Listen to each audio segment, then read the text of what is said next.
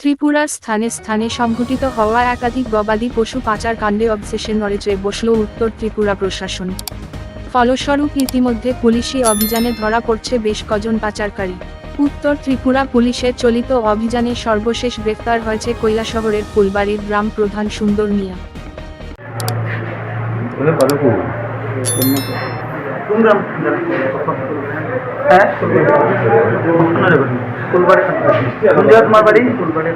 ফুলবাড়ি খান্দি কৈলাসহর। তোমার নাম? তুমি কি করো? কোন গ্রামের পঞ্চায়েত প্রধান? কোন কোন গভর্নমেন্টের?